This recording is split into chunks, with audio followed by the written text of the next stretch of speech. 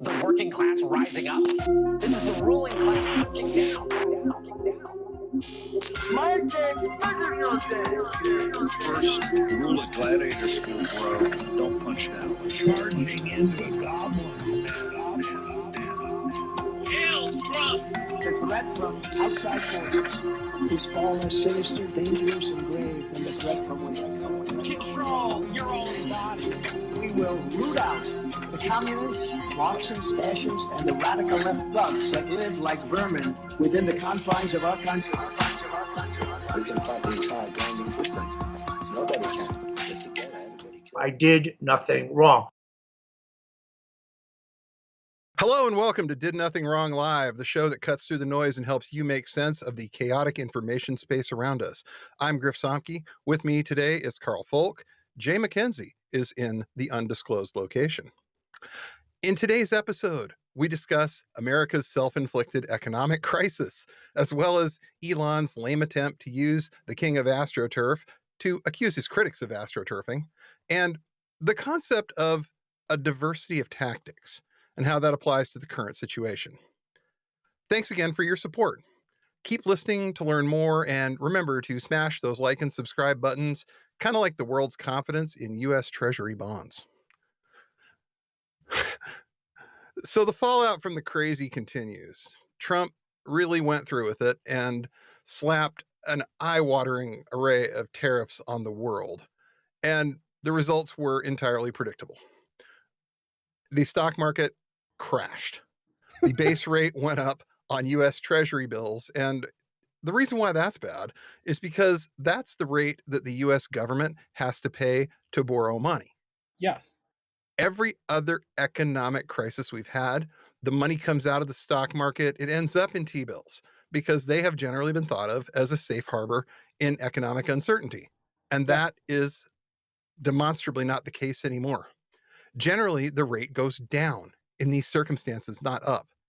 And the fact that it's going up means that the world is losing confidence in America on a very fundamental level. Yeah. And this is going to end up leading to a really nasty recession.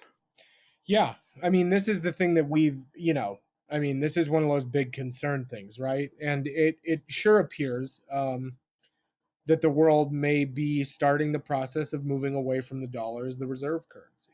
Right. And, I think there's a good argument to be had that may have been a goal in certain ways, even if it was never actually articulated that way of this movement, right? Because ultimately the goal is to isolate and to dominate. Right. And, I think a lot of people, myself included, would also go so far as to say this has been something that's been bandied about by a lot of the people in Trump's orbit for a long time in an effort to control things further. Right. And, if the rest of the world has any sense, I think they are looking at this and saying the instability, the threats, the actual thing that they're trying to do, reforming economics as a mechanism to control politics. I mean, I would be backing away from the dollar as well. Yeah. You can't trust these people. No. They have proven that they are going to do crazy stuff from one day to the next. That there's no such thing as actual policy that anyone can see. It's like, what did the guy say on Truth Social when he woke up this morning? Well, I guess that's United States economic policy for the day, right, or for the hour. Well, and it's it's also it's the vindictive as hell part too, where it's just wanting to see things burn. But ultimately, it seems that the plan is to have no plan beyond white power shit and really just terror. Yeah. And I think everyone needs to remember that authoritarians like Trump and the people around him thrive on fear, uncertainty, and doubt, and they've done it. Like this is the truest form of uncertainty you can have for a macro level system. Absolutely. And the more uncertainty they can have, the less likely it is that people keep paying attention. I think that's their theory, is that they are trying to get people to the point where they are just cowed. They are stuck in their own little existence, and they're like, you know what? I'm going to do what the Democratic leadership is doing and just put my head down and try to survive the next 4 years. Yeah. I mean, Maybe that's they'll just screw it. it up in the midterms when it's becoming more and more clear that these people simply aren't planning on midterms. That's Ain't gonna just last it. that long, guys. That's just it, right? Like, I think people need to really get out of the mindset that, like, we're going to have free and fair elections if this Nope. continues. And, you know, that's been one of the things that I've really been against the Democratic Party as it sits right now, because they voted to help with the SAVE Act. Yeah. The SAVE Act's going to kill free and fair elections. Mm-hmm. And, you know, that is a huge issue right now, that we just do not have a real party that's in opposition. No. And, you know, with Trump and them acting the way they are, part of the way you regain stability, like if you wanted to bring people back into the party of buying T-bills, Yeah. the way you do that is a way that I and some others had set out right after the election loss, which was the Democrats need to set up a shadow government, Right. essentially, that says we are the stable ones. We have the mandate of the Constitution. We're acting within the norms and bounds, and be unapologetic about it. But that means you actually can't work with the opposition then. Yeah. Get Yeah. their plans enacted. And if the Democrats were to have done that, they would be in a much stronger position too if things come down to push versus shove, because you do need a Democratic Party and a government in exile that can make a claim to being the one in power.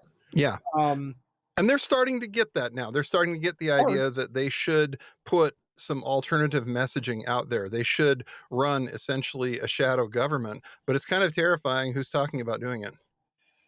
Yeah. These aren't necessarily the people that you really want out there putting those ideas out there. No, they're some of the most dangerous voices in the party, in my opinion. Yeah, Right? Like these are- anyone who's involved with the corporate alliance that's run the DNCC and the Democratic National Committee and the party at the national level, whether that's Reid Hoffman or whether that's, Ken fucking Martin or some of the others, like, these are not people who are going to do the best for the most. These are the people who are going to do the best for them.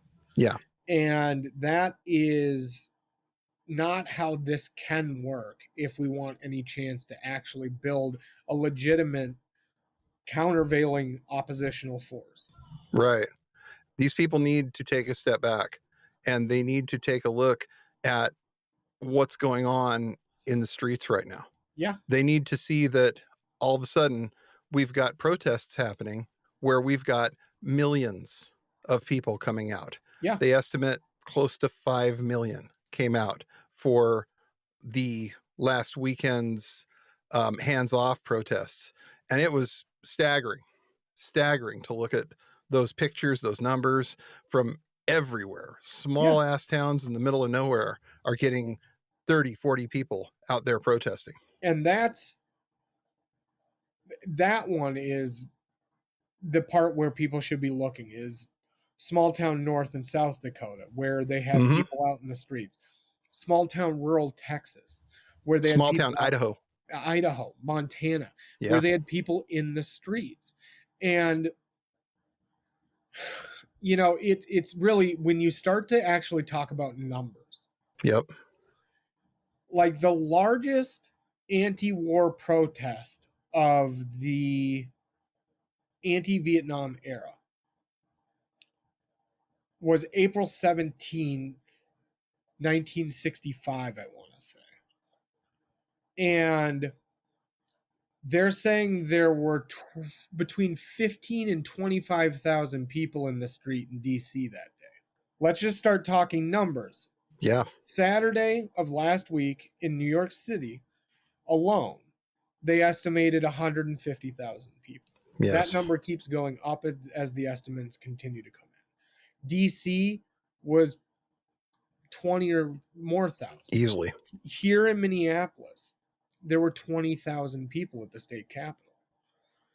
These numbers are already outside of the largest anti-war protests in the country's history. Yeah. What's really interesting, if we really want to get into the numbers, the largest protest ever held in the United States up until last Saturday was 15 years ago. No, sorry, it would have been like 20 years ago now, almost 25 years ago now, during the Iraq War Yeah, and Iraq the War lead too. up to it. And between 400,000 and 500,000 people showed up in DC or in New York City that day. But nationally, the numbers were lower. Yeah. There has been a sea change. Mm-hmm. And people want an option to do the right thing, and they want permission. And these protests are giving them permission. Absolutely. And they're giving people permission too for what's next and thinking about what could be and what might be the way we go forward. That's a lot of people to have thinking differently. You can't shit on the concept of all of these normies that are out in the streets. If we are at a point now where we've got normal people that are pissed off enough to go out in the streets and protest, and it isn't the Democrats making them do it, then Well, that's just it. I mean, that's the part that drove me insane. Like I literally, mass movements are good for Mhm. everyone involved except those they oppose, because it also gives you room to do other things. Yeah. Like a true diversity of tactics looks at a mass movement and says, okay, this is one part of a larger whole. Yeah. There are going to be other things that have to happen, and no mass movement can resolve an institutional convenience, right? Like, it's not going to be everyone Pokemon go to the fucking polls anymore. No. It's literally get out in the past that. street and do the thing. And if you put 5 million people in the streets once, that's one thing. And if it only happens once, that's a problem.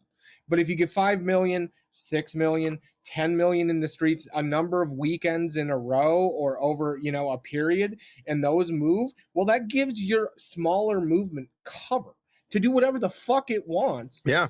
And why wouldn't you look at it and say, look, there's a larger system of protesting now that gives us the ability to make that look less extreme than what we're doing, right? Like, that's Exactly. the part that blows me away. When you look at the 70s and the 60s, there was a thing that happened where these large, ostensibly nonviolent, but not truly nonviolent protests were going on. And there was violence going on Mhm. from the police and from white supremacists and the whole system of the South. Yes. But then there was also the other part going on, which was there were radical elements going out and doing things. And when those things happen and you have a mass movement that ostensibly is nonviolent, or at least looks like it from the outside, well, look, people are going to start to look at these and say, whoa, one's more radical than the other, and people are going to move between them. Yeah. That's Yeah. a good thing. It Mass is. movements are crazy because they have all these different elements and people filter where they go. They might shift back and forth, and that's good. Ultimately, that gives you room to do a lot more, and it's mind-blowing to me. And nobody's really in charge. And that's the No. best part of this, is that, like, the next leader is the next person who plans the next protest. No one's in charge. No Or the one's person who has a conversation that people latch onto Mhm. in a venue where suddenly you get asked to do it again. Uh-huh. It's not rocket science. Nope. Like, And the best part about this model is there's no one they can kill. no, because They can't literally Navalny can't kill- anybody. you can't kill an idea. Yep. And if it's all based Yep. on these ideas, well, guess what? You got a self-sustaining, decentralized protest movement that's got 1 million people in the streets. You've just become a world power. Mm-hmm. And that's Like- what I was thinking. Like, I mean, I read that thing about one guy blowing up a Tesla station is one guy. 1,000 people in the street that all of a sudden just sit down on command. You're right. That's a veiled threat. Yeah. If you can get them to sit down on command, what else can you get them to do? Well, that's just it. There's an implied level of power in a cohesive movement that's scary as hell to people with actual power. Yep. Because the reality is all of this is surrogate shit for ideas, right? So, like, if you have a movement where people are willing to listen and do what's asked, That is not even a veiled threat. That is Yep. an implicit threat that we also have the ability to go further if needed, Hmm. and people will follow. They will. If you have that as a structure, you've already done so much work Oh against yeah. the power structure of the far right. It's mind blowing. And like, the arguments the last week have driven me to the point where I'm back just like trail running 5 miles a day. Yeah. Because these aren't arguments I think we need to have. I No, think that like the gatekeeping is driving me crazy. That's the biggest like thing that I want to just hit my head against the wall. It's like, it, if your position is not perfect on all of these issues, you should not be allowed to protest. And it's like, it fuck makes off, dude. it's absolutely counterproductive to the goal of a mass movement Hmm. to try and nitpick. There are terrible things that could be happening but aren't. Hmm. So there are some battles we have to pick and choose. Right. And the fact that 5150 or 5051, whatever the name of this 50 thing is, 51. Yeah. thank you. The fact that they have some serious issues in a couple of their venues Hmm. needs to be addressed. It But does. you cannot take apart 5 million people based on terrible, shitty views of what Right. appears to be one part of the larger movement. You Yeah. definitely should criticize them. You should definitely have that conversation. We should definitely have the broader conversation. And I think there's something to be said about the racial makeup of the movement right now. But those are different arguments than you're not protesting right. Right. Because we need those people. We need Yes. those people out in the streets. Yes, Yeah. we do. Yes. We need Like- every single one of them because at some point we need to keep this as simple as possible. That's One or just two it. demands. That's just it. Hmm. And I Yeah. think the thing that was so interesting to me, so I drove from where I live to the state capitol last Saturday. Okay. Right after we had recorded on Friday, it was very apparent there were going to be large protests.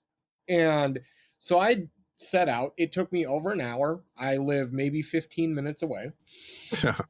And I drove down University Avenue here in Minneapolis, and literally for 40 blocks, it was people walking with signs. It was people at the train station with signs. I've never seen anything like it except for the first 2 hours after George Floyd was murdered. And this was bigger. This was more organic in a lot of ways than anything I've ever seen, where it was just like people pouring into the streets. Yeah. And the thing I put up a thread about my getting to the protest last week, but the thing that still sits with me, like I still see it in my head. I drove by an elder care center, a residential elder care center. There were 50 people in wheelchairs with walkers, the whole deal, standing out front saying, "We can't make it to the Capitol, but we're going to stand with you." That, you don't fuck with that movement. Nope. Because that is a movement that has the mandate of heaven. Yes. And that they do, in fact. Mhm. And that's the thing. You have to learn to work with it. There are going to be a whole bunch of things where there's going to be conflict, sure. But like, you have to look at it as a multi-stepped movement. You can't It's just not like crap one all over thing. that because you don't like their stance on cops or their stance on Palestine. I'm sorry, but No, not I everybody don't- has had the chance to get woke on some of these issues. Well, and it's kind of on the movement to teach people, Right. right? Like, that's the beauty of a mass movement, is if you go out and engage with the crowd, you know what happens? Yeah. You bring people over to your side. People hear your ideas. Exactly. And what was interesting is, like, it's been a long time since I've been in a group of 25,000 people saying no to fascism in this country. Like, I don't actually think I've ever been Yeah. in When did that happen situation. before? Yeah. Yeah. Hmm. And so what was interesting, though, is it was a full-on normie crew Right. of 20 probably thousand people. Interspersed, though, in there were everyone from fully black blocked anarchists handing out signs, having conversations, handing out snacks, doing what black bloc does best when you Mhm. don't have to get into a fist fight, which is being kind of like riot parents, which is great. Yeah. But then you also had groups that were handing out really in-depth literature about what Project 2025 actually was as an authoritarian project, not just as like a ooh, Orange Man bad, but like this is how Right. authoritarianism works. This is how Project 2025 mimics it. That was being handed out by an organization I don't even know the name of, but you're No. not going to agree No, with you're not. everyone in the crowd. But if you go and engage, I bet you most people are now more amenable to the arguments that some of these groups that are kind of mad about this will make. Like, Mhm. I've never been in a crowd of normies that, like, if you had started really walking through even moderately radical anarchist theory, you would have pulled 3 in 10. Yeah. Yeah. That's These days you would. bananas. That's what they don't Bananas. understand. It's like you can either gatekeep this or you can start with the idea of let's talk about what mutual aid actually means. Let's not use that phrase, but let's talk about what mutual aid Well, call actually it means. mutual aid. It's Yeah. fine. And The thing is, just make it not scary and you yeah. make it approachable and Mhm. don't gatekeep it. You know what happens? It becomes normal. Uh-huh. Because mutual aid, if you explain it from a social historical context, is the way we've survived as a country. Yes. So frame it that way. Have the conversation in a way that people will meet you at. You've You don't heard have to those like, stories about people doing barn raisings? Yeah. yeah, That's mutual aid. yeah. Maybe they didn't call it that. You ever heard about how in places that were struck by disasters before FEMA was around, people would go in and help? Yeah. That's That's mutual mutual aid. aid. This What is as happened in American as apple pie. it literally is the way we survived for 200 of our 249 years. Right. And now that we are going back to a point where some of these agencies that we've come to rely on in disaster situations aren't going to be reliable, aren't going to be around, these are concepts that we're going to need to get back and get familiar with. Well, yeah. And that's the thing. Like, I actually, I've been thinking about that conversation about mutual aid for a minute here because and it actually came from a conversation you and I had last fall on an episode of Did Nothing Wrong, which is like when you have a natural disaster like a hurricane roll in to the Appalachians, Right. into the mountains, you and your neighbors aren't going to necessarily be able to help themselves No. fully. But if you bring people in who are and aren't neo-Nazis, you're actually helping in a way that is massive in a way that really can't be described. The reason mutual aid is increasingly important is because the people who have weaponized this now are literal Nazis. Yeah. And so if you don't want neo-Nazis doing mutual aid in communities that aren't radicalized, And with they're going to do it. They do it. Patriot Yeah. Front is handing out bottles of water at these things with Patriot Front stickers and literature and all the rest of it. You want to stop that? Get there first. And have the conversation with 25,000 other normies if you can. Yeah, or in absolutely. the crowd of 25,000 other normies, because you know what? If 2 of them take it away out of the 100 you talk to, that's a larger front to Right. oppose fascism. And that's, I think, what we need to just keep our eyes on is the idea that like there is one big goal here and there's a lot of this stuff that can be worked out afterwards. I had somebody tell me today that they thought a popular front was a terrible idea because it always ends up punishing the left. And, there's something to that, but there's also the idea that the only thing that's ever slowed this down for any length of time, once the fascism really gets going, is a popular front. And Right. you have to slow them down long enough for their contradictions to catch up with them and make it possible to topple them. Especially these people. They're more Franco than Hitler. Oh yeah. I mean, no, this is the Franco mhm. fascism, not the full-on Nazi fascism. It has the Nazi-esque qualities. They're Sure. definitely Nazis in the movement, but like this is more Franco than Right. Hitler. I mean, the guy that wrote the book definitely is collaborating with Nazis, Jack Posobiec, come on down. Yeah. But part of what's Ding, going to ding, make ding. this work is the idea that everybody's got to have enough discipline to accept that certain issues are not going to be settled until the immediate threat has been No. neutralized. And there's the other side of the list, which is immediate. There are immediate things that have to be settled, and namely Mhm. that is you can't work with fucking fascists, Absolutely. right? And what happened today, within the last hour of us starting recording, is Gretchen Whitmer. This photo of her with the file folders over her face in the White House is a disaster. It's over. It's over. So much for that campaign. Well, and that's just it. It's just, like I have people arguing in my comments right now that like this is the thing that sunk Kamala Harris. And it's like, yeah, siding with fascists does that. People Yeah. don't want that. Yeah. And people aren't getting this yet. That Get like, it now. Get it out Yeah. now. I would much rather have Gretchen Whitmer completely disqualify herself in Yes. 2025. I would rather Yes. have Gavin Newsom completely disqualify himself in 2025. Let's He figure has- out he who's has- suitable and who isn't. Yeah. Go do it now. And it's, I think it's really tough for a lot of people within the Democratic Party and who have been in it forever, right? Yeah. This is a whole new world now where people aren't taking any kind of shit beyond do the right thing. And in this case, do the right thing means don't work at all with fascists. And It's not that hard. Unfortunately, that means the party is going to have to be broken down and rebuilt from the top down and the bottom up. Because when we have issues like Reid Hoffman, Yeah.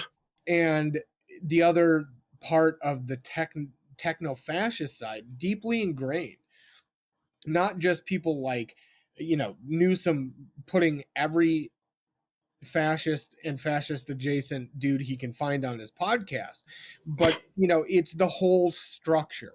And that's the argument that has to be had, and that is one that has to be hashed out sooner than later. And Yeah. like you said, it's good they're doing this in 2025, less than 3 months into Trump's Yeah.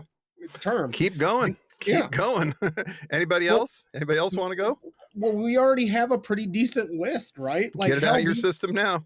Yeah. 'Cause- Well, get it out of your system now because you're going to be out of the system. Yeah. Like, people are done with this, and I think, it should scare the pants off of the Democratic Party funding system that Mhm. people are actually holding the line here. Yeah. That, And I think it does. we're think it not going to terrifies do them. this. Fucking with their cash is the only thing they understand. Yeah, and it's going to make them fuck with us. I mean, and we're already starting to see it, right? Like, Mhm. some of this is really reminiscent of the anti-Bernie stuff, but, like, this is just a mess. Uh-huh. And I mean, I'm good with a mess right now. Oh, This is when we got to have a mess. I will be a dirty little pig over a fascist any day. Yeah. And that means I get to hang out in the fucking mud and Cool. run around the swamp in a cape. Fuck you. Yeah. It's like I find myself looking at these situations and being like, I think it's awesome if Soros funded the Tesla protests. I think that's fucking hilarious if it It would be happened. the funniest thing ever because he's less wealthy than the guy they're protesting. I know. And I mean, it's not like they don't accuse everybody of being, Soros shills Well, all the exactly. time, accuse us of cashing Soros checks. It'd be rad if he actually went and did it. Yeah. I mean, the email address is griff@didnothingwrongpod.com. So Yeah. George Soros, if you're listening and you actually do want to write some checks, hey, We could actually use a small check. Uh-huh. We don't need much. I mean, yeah. budget's pretty low around here, believe me. But we don't, it's just hilarious that you have this circumstance where the most astroturfed people on the scene are the ones that are complaining the hardest about the possibility of a protest being astroturfed. Well, and that's just, it's all the reality inversion, right? Like, Mhm. fascism thrives on that shit. And it's really, it's becoming so much more just stark. Yeah. That these people literally say the thing they're doing as an accusation, right? And, like, it's always been kind of the joke, but it's true. And Yeah. it's an intrinsic part of the fascist will to power shit that Yes. they're doing, which is literally like, we will accuse you of what we are doing every time, and it works. Yeah. And that's a Yeah. problem. That's a problem, right? Like, Mhm. I'm going to deposit my check from Viktor Orban, and then I'm going to criticize you for being un-American. It's amazing. Like, how It's- do you sleep? oh, pretty well, considering they're also sleeping on, you know, as many dead bodies A as they can bed of shovel underneath. $100 bills. That's how I Yeah, sleep. $100 my bills and dead side. bodies are a good Fucking- bed frame. Apparently Apparently, so. Apparently so. Never tried it, but it seems to work for them. I would like to not be anywhere near that house. Yeah. And it's frustrating, but at the same time, it's almost like hysterically funny to think that like that's actually going to slow anyone down. The idea that, oh wow, man, some of these people actually are also parts of groups that are pretty organized. You can look at this thing and it's obviously not the Democrats that are doing it. Oh God, no! The the If only. Democrats are scared shitless of this because it might mean they have to change course, right? Yep. Like, Yep. it's not. This is something totally different, and I think people want there to be a simple answer, which is why guys like Musk lie about Soros being involved, right? It's the core ethos of this shit.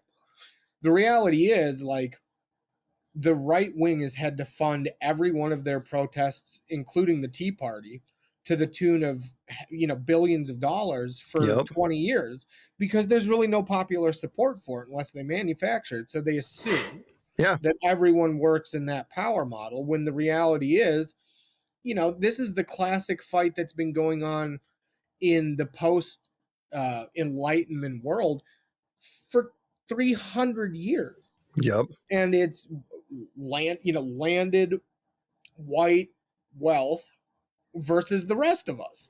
Yeah. And it's the Republican Party really, has tried to obscure that up until Trump won the first time around. And they tried to obscure it a little bit. Now this time, this is just naked, unvarnished fascism with capital, with American capital flavoring. Yeah. And it's not new. No. Like, this is just the way America has functioned up until the Second World War. This was pretty much the norm. Right. And so, like, understanding that means also, like, really looking at their bullshit and saying, well, this is comical. Like, if I was writing a script, if someone was writing a movie script, and you wrote your villains to literally do Bond villain shit like this, people are going to tell you can't make the movie. Yeah, no one would believe it. No. It's not credible. Now we understand, or at least I understand a little bit better, why a guy like Ian Fleming, who was in the OSS and dealt with actual Nazis, wrote Bond villains the way he did. Because it seems to be a feature of this, and it has been historically, where they literally accuse the other side of what they're doing, for one, but then make these grandiose claims and threats in the assumption that the other side is just going to be like, oh my God, what do we do? And sometimes they are, and sometimes they're also just like, what? Yeah. Did you just say? Because this seems absolutely out of this world. And paralyzing the opposition is a goal for them. Getting the opposition to sit there and be like slack-jawed about this whole thing is definitely a goal for them. They absolutely want to make sure that any responses that they might get are muted and weird and, easy for them to dunk on. Absolutely. And something where it's going to be institutional, right? Yeah. Like, I think the thing that is really tough for a lot of people is to understand that, like, the American fascist movement and the transnational fascist movement really does see power through the Schmidt, the Carl Schmitt lens. And what are you bad enough to do? What are you bad enough to take? Exactly. And really, looking at it and saying, well, this is a construct. Yeah. And like, that's the thing, when people talk abstractly about power acquisition and fascism, and the reality is, like, one of the superpowers, and I hate using that fucking word, the air quotes that are necessary, the superpower of fascism is really being able to look at a systemic creation like democracy and say, look, there are internal norms, there are contradictions. Well, it's also just a construct, and if we don't agree to certain parts of it, it stops working. So who gives a shit? Yeah.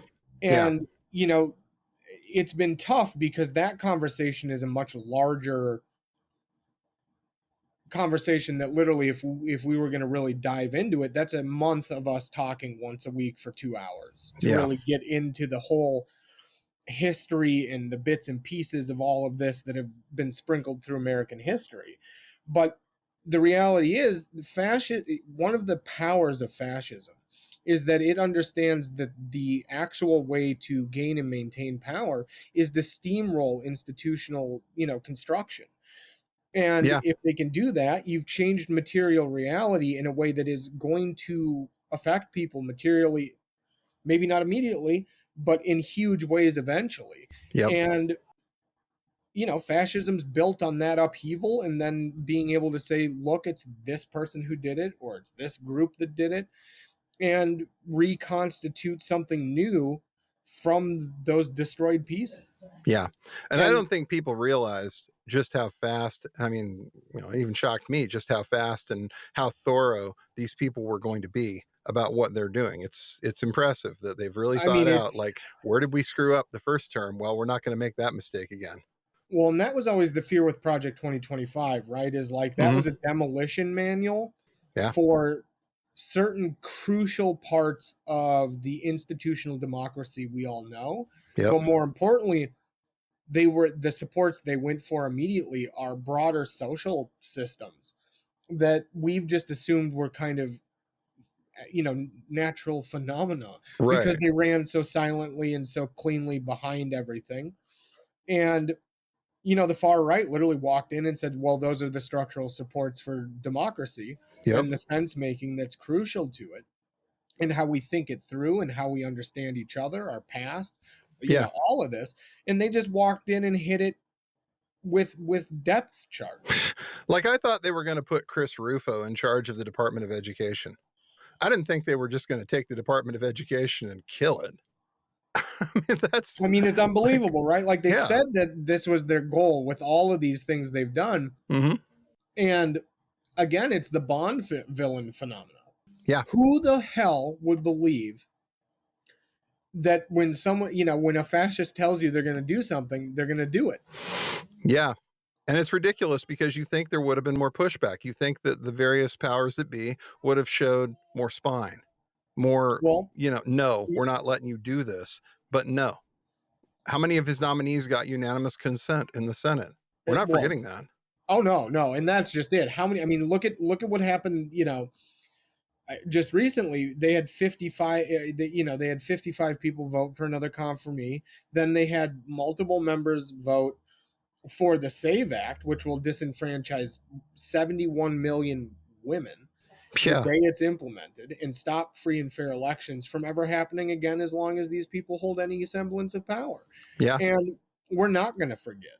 And we're definitely not going to forgive these people for putting it in a position where now they've done what has happened with other systemic and existential risks based on capital or the way that we do consumerism, which is to turn it into the individual's problem to solve, which means it can't be solved. Yeah. And that's why these protests are so important, because the one way individuals do actually have to solve these things is to come together, find community, build resilient communities, and then go take what's ours. It's how it's worked since the Enlightenment. And people feel it in their guts right now. People feel that there's something wrong, and that they're not hearing anything from the major parties that are, it's anything that they'll feel better about. Not a damn thing. That's the thing that I think a lot of people, and again, we talked a little about, like, the idea of gatekeeping. These people are normies. And that's what people don't realize, is that, like, these are the people that didn't do this kind of stuff up until now. Yeah. This is their moment that they've decided to pick. They're crying out for, like, how do we do something effective? How do we do something to fix this situation?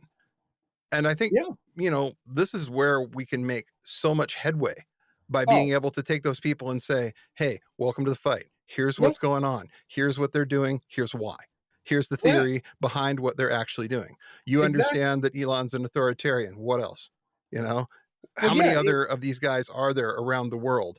This is why Palestine's important. This is why you have to be able to look and say, this is what they do here. This is what they do here. This is what they do here. It's got to stop everywhere. Well, exactly. And I mean, it's, this is the tough one because, quote, anti-fascism Mhm. has been turned into 1,000 different things, when the reality is one of the real things that anti-fascism looks at and treats is the systemic risk that fascism poses and is. Mhm. And when a lot, for a lot of people, they think of anti-fascism as being like guys throwing fucking Molotovs. Mhm. Not the case generally. I mean, yes, it happens, and yes, Diversity of tactics. Greece, go get some. Please keep doing what you're doing. France, keep doing what you're doing. But like in the U.S., we haven't even done the hard work of teaching people why fascism's bad. Yeah. We've told people it's bad. We've told people it's evil. We've done that, but the actual hard work starts Yeah. with a mass movement like this that is normie driven. So you can walk in and start saying, look, it's a systemic problem. It has ties to most of American history. It's not just an American phenomena, but the American variety has these flavors. And Yes. that's the way you actually get people into it. And from there, it's really, I wouldn't say easy, but to get people from that place, once they get educated on why it's bad, not just Yeah. that it is, you get immediately to really interesting places like collectivism. Why Yeah. that's important? Well, that's a huge avenue for 100 different groups to work from. Right. You Right. have, you know, one of the biggest things for the Democratic Party that they have to get past is this urge to demonize and abandon people who are ostensibly already under authoritarian regimes in red states. They're going to Yeah. need those people. They're good people. They deserve It's the not their help. fault there aren't enough people who have been educated in places like that to Exactly. understand why it's such a bad idea to keep It's voting for some of these policies over and over. They're it's not also not bad people. Yeah, it's also not it doesn't make you a bad person to live in a place that's already been under authoritarian rule for Mhm. 20 years, and the democratic system's been destroyed there, which is the reality of a lot of these red states that have been longtime red states. They are not free and fair democracies. They No. haven't been for decades, if at No. all. I mean, look at what And North Carolina's doing now. Look at how they just went back and like they're going to exactly. invalidate a bunch of votes and they're going to just, I mean, specific votes and Yep. specifically Democratic Yes. precincts, and they're going to flip an election after the fact. After the Is fact. that Yes. democracy? No. Fuck no, And that's that's the not model. democracy. And that's the model, right? Uh-huh. And it's one that we've talked about before. You can't fault the voters who have tried and can't break an authoritarian systemic issue. Yeah. Because it takes more than that. And we know that because people like Lyndon Baines Johnson had to roll the fucking military into the South to make sure that kids could go to school. Mm-hmm. So Because the governors of these states would stand on the steps of the schoolhouse and say, we're not letting black kids come in here. exactly, what are you going to do about it? They force the At hand. some point, you got to do something about it. Exactly. And to put that on the average citizen, the average person who's trying to get by, that like, yeah, this is going to take a military response to get these people. Whose fault is that? Yeah. It's our fault for letting it go this long. Thank you. Thank That's you. just it. At right? some point, Like, and, we should have rubbed their nose in it, 100 years ago. and that's the hardest part, right? Is because it's systemic failure, people feel responsible at the governmental level, and they are. Yeah. So you have to work from that position and say, look, they fucked up. We have to move forward now, though, and do it. And we have to move forward with as many people as we can. I just can't emphasize this enough. We have such a rare opportunity right now with this energy that's in the country. And again, I don't think this is going to abate by itself because the economy is not looking good. We have a system that is on the verge of collapse in a lot of ways. Yeah. And that's going to drive people out into the streets. The weather's getting better. It's not getting worse. It's going to get real hot this summer. And we have a real golden opportunity to make some structural change now. Well, make some systemic change. And build new structures, right? Yes. Like new structures of thought of practice of execution Right. politically don't just magically No. appear in power. They have to be built. And we have to be the ones to build them. The fact that Obama came out last weekend after the protests Yeah. and said, no one's coming to save you except each other, Yeah. that should tell people exactly where this is at. You're never going to have an ex-president Yeah. get much clearer than that. Especially And not him. no, definitely not him. And the thing is, like, you don't need leaders. You don't need a leadership organization. We don't need a fucking DNCC for this. What we Nope. need is for people to understand and move from the position of knowing that the system itself broke. Yeah. And it broke under the weight of specific factors: wealth inequality, racial inequality, and an inability to say, look, this is wrong. And if we don't do something about it, we're going to be destroyed. Yeah. Because they were scared of the response from very specific people that we've now seen can't win Democrats' elections, namely moderate Republicans Yep. and Republican namesakes aren't going to win the Democratic Party elections. No. Unfortunately, they have decided that is the tack. And that has to be put to bed, or they will never hold power again, and we will be doing this for a long time. Right. They need to understand that these people don't have the base. These people don't have the No. constituency that maybe you thought they did.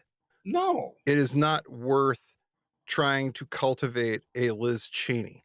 It is No. not worth trying to cultivate a Adam Kinzinger. Maybe these people are going to come along, but we shouldn't move 1 inch in their direction. Sorry. No.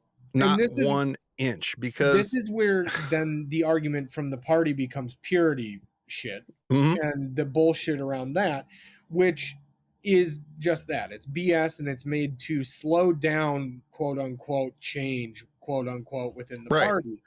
And you and I and Jared Yates Sexton have had this conversation on this show a couple times now. The recuperative effort of neoliberalism is what brought us fascism, so we have to destroy the neoliberal recuperation machine. And that means it's going to come from us coming together. Yeah. It's going to come from us saying we're not going to abandon a goddamn person just because it's easier for you to make political hay.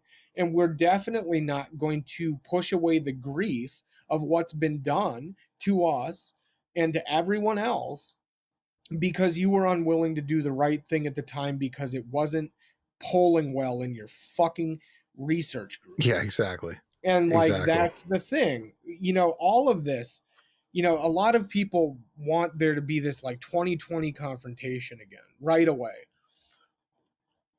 Everyone who is involved with that is burned out to the ground Mhm. from that action alone. That's not to say that it won't happen, but the other part of that is you do not want the immediate thing to be an all-out ground war in a couple of different cities. What you want is mass movement. Mhm. And if it comes to that, it comes to that. But then you have the backing of the population Yes. to continue that fight that couldn't be continued in 2020 in places like Minneapolis or Portland because they got disrupted. Right. And Absolutely. that's the reality, right? Like, if you're going to have waves of this where we have mass normie movements. Then there are going to be other things. Then there's going to be another mass movement from the normies. There's going to be another movement that isn't normies and is more radical. And Yeah. you're going to have to get used to that because that's how this works. It's not an either and, it's everything in due time. These things are messy. These things are messy and complicated, and not everybody's going to get what they want out of this No. situation. Most But people, if we keep it going, we have a shot to stop this thing.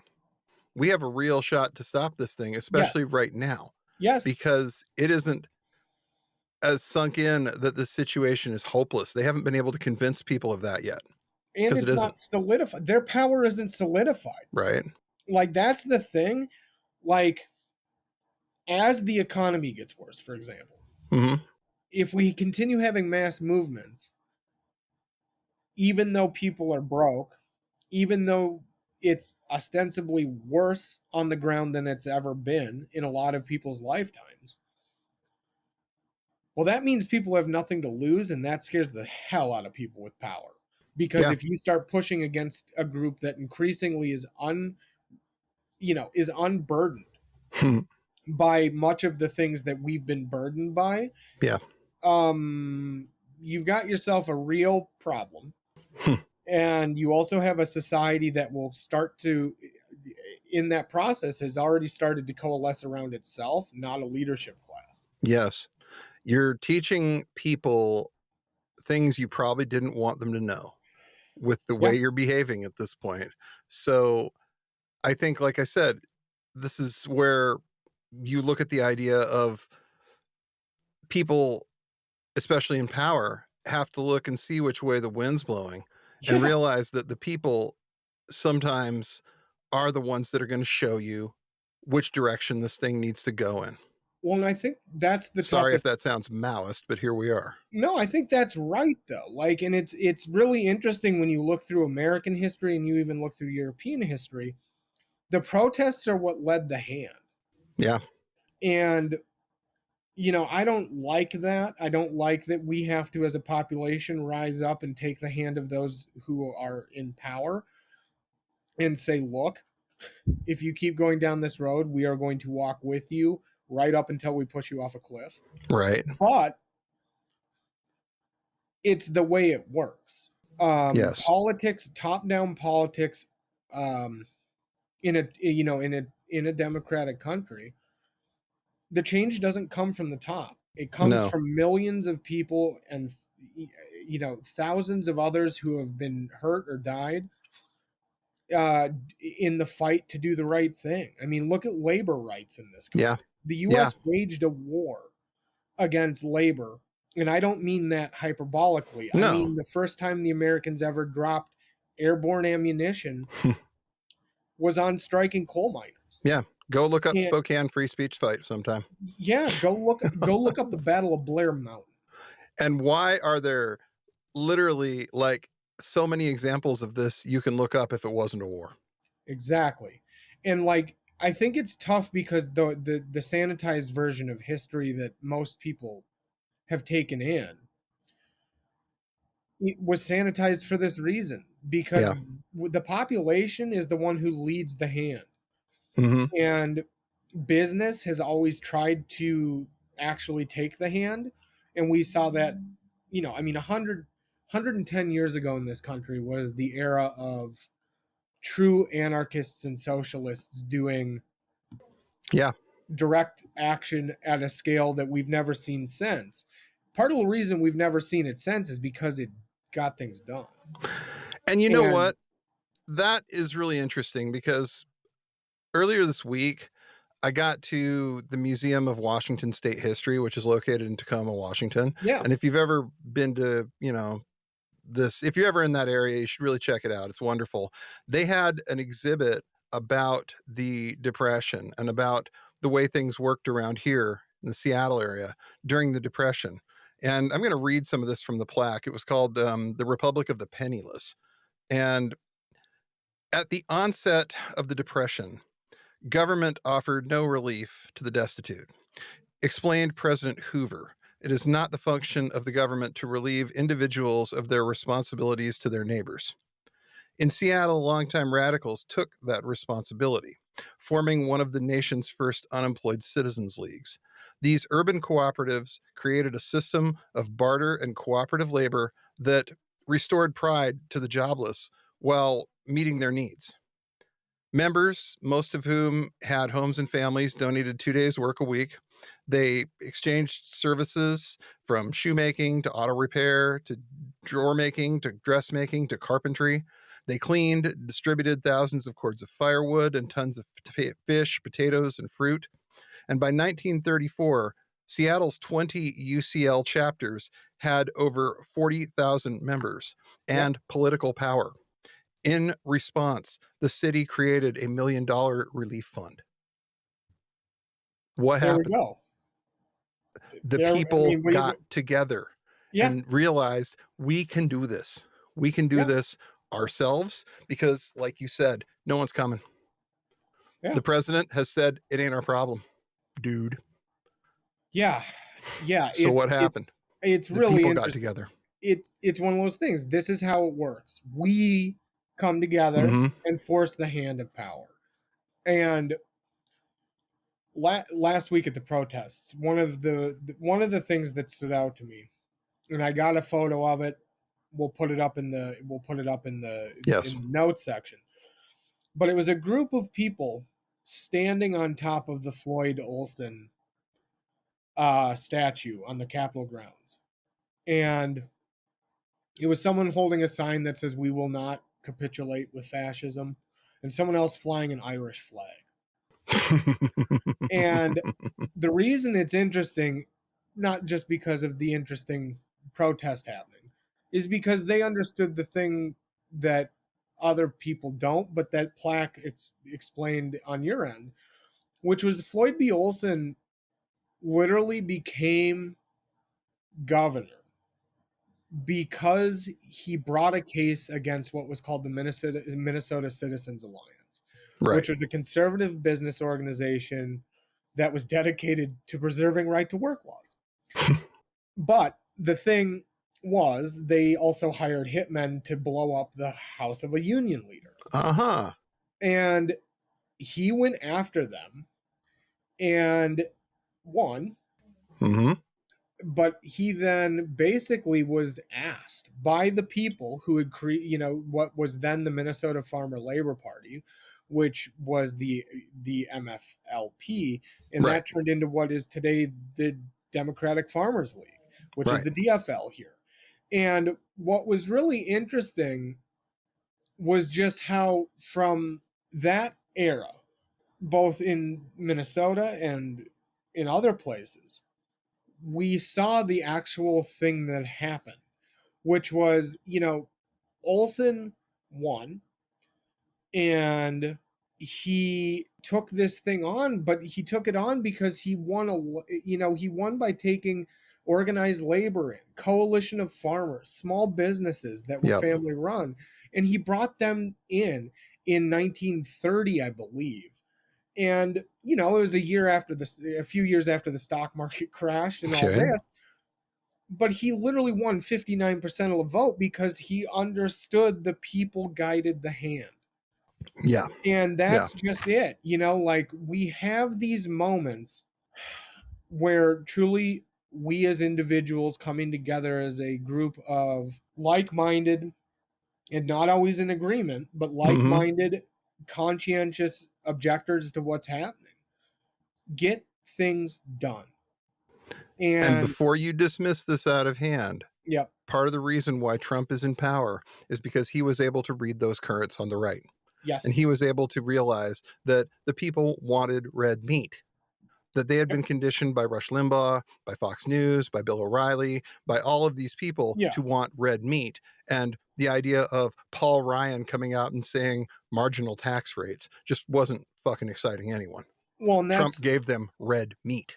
exactly. And that's the thing, right? Like Paul Ryan's actually interesting in my mind because he is the neocon equivalent of the current Democratic Party in that all his response was technocratic That's on point. governance. That's so on point.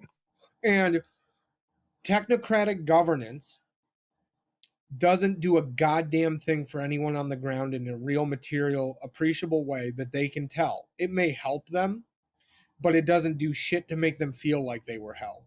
Yeah. And the reality is, Trump tapped into a vibes economy that told people they hadn't been helped Yeah. because neither party has helped anyone in a long time in material ways that are positive. Yeah. And Trump rode that in. The Democrats still haven't been disabused of this notion that they can get out of this by heavier technocratic governance and larger investments with billionaires. No. No. And the Liberal Party has to be disabused of this notion. And it's going to be gross. It's going to be scary for a lot of people who think they've had power. But you know what? Shit happens. You made a Yes. bed. Now you're going to lie in it. And the rest of us are going to do what we do best, which is clean up the messes of the government. And that sucks. But it's also how we build something that actually represents us, both as individuals and a larger group, more honestly. Right. And, you know, that's democracy. We don't have it right now in this country. We are not a democracy right now. So we have to do the hard work of rebuilding one, and it has to represent everyone, not just the technocratic governance class of neocons, neoliberals, and libertarians, because fuck all three of them, right? Yeah. Especially the libertarians. But if we play our cards right, we might be able to get there I- sooner than we think. We have much more kindling to do this on a social level than we've had in most people who are alive right now's life. Yep. So let's not blow it. No, we can ride this into the sunset if we want to. Mm-hmm. And I think we'd all like that at this point. I think everyone would greatly enjoy that, frankly. Yeah. Except for some people, but you know what? It's kind of that's the beauty of riding off into the sunset, because Mhm. fuck those people. Exactly. You're in the sunset. You don't care. Bye.